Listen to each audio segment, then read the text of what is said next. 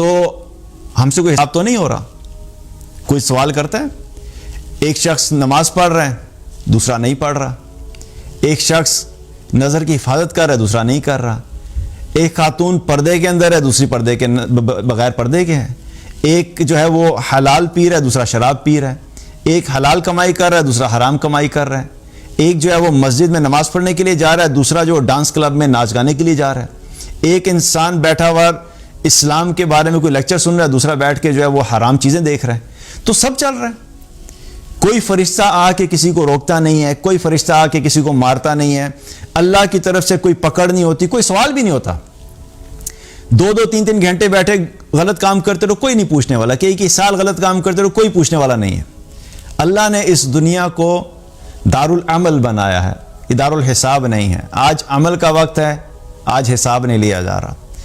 لیکن موت کے بعد وہ مرحلہ شروع ہو جائے گا جب حساب کا وقت شروع ہو جائے گا. اس وقت عمل کرنے کا موقع نہیں ہوگا. مرتے ہی حساب کتاب جو ہے وہ سٹارٹ ہو جاتا ہے. اور حساب بھی دیکھا جائے تو مختلف طرح کا ہے. قیامت کے دن جو ہوگا کچھ چیزیں ایسی ہیں جو کہ نامہ اعمال میں اعمال کے طور پہ ڈال دیے جائیں گی. اس کا جب ترازو قائم کیا جائے گا تو کیا کہا جائے گا؟ اس کی نیکیاں لے کر آؤ، اس کے گناہ لے کر آؤ. نیکیاں نیکیوں کے پلڑے میں، گناہ گناہوں کے پلڑے میں. اور دیکھو کون سا پلڑا بھاری ہو رہا ہے. یہ تو ہے نیکیوں کا اور گناہوں کا تولا جانا. دوسرا ہے سوال ہونا. تو قیامت کے دن کچھ سوال بھی ہوں گے. تو یہ حساب کی بھی مختلف فارمز ہیں. وہ حدیث میں آتا ہے نا کہ قیامت والے دن کوئی شخص بھی اس وقت تک ایک قدم نہیں ہلا سکتا جب تک کہ 5 چیزوں کا جواب نہ دے دے. اور اسے سوال کیا جائے گا. وہ کیا سوال ہیں؟ زندگی کہاں گزاری، جوانی کہاں گزاری، کمائی کہاں سے کی، اور خرچ کدھر کیا، اور جو علم دیا گیا تو اس پہ عمل کتنا کیا. یہ سوال ہو رہے ہیں.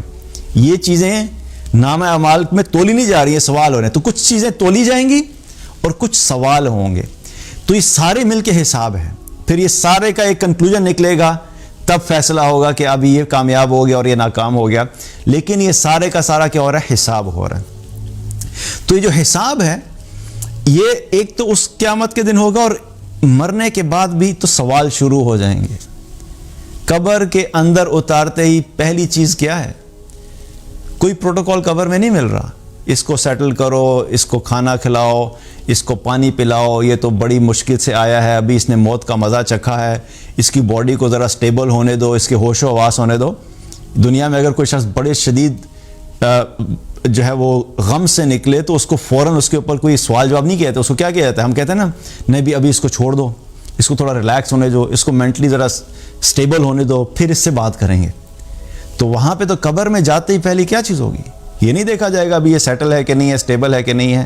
وہاں پہنچتے ہی منکر نکیر آئیں گے اور آتے ہی کیا کریں گے؟ سوال شروع ہو جائیں گے. قبر میں کیا ہوں گے؟ سوال شروع ہو گئے. وہ سارے سوال ہم نے پہلے ہی بات کی. اب وہاں پہ حساب شروع ہو گیا. تو مطلب کیا ہے کہ موت اتنے قریب ہے اور موت کے ساتھ ہی حساب آ رہا ہے. تو اللہ سبحانہ وتعالیٰ کیا فرما رہے ہیں کہ لوگوں کے حساب کا وقت بہت قریب ہے، اور یہ ہے کہ غفلت سے منہ موڑے ہوئے ہیں. اور موت کے بارے میں اگر دیکھا جائے تو ہم میں سے کسی انسان کو نہیں پتا کہ کس وقت کس کو موت آ جائے. اس کا مطلب یہ ہے کہ ہر لمحے ہمیں تیار رہنا چاہیے کہ جس وقت موت آئے گی تو میرا حساب شروع ہو جائے گا.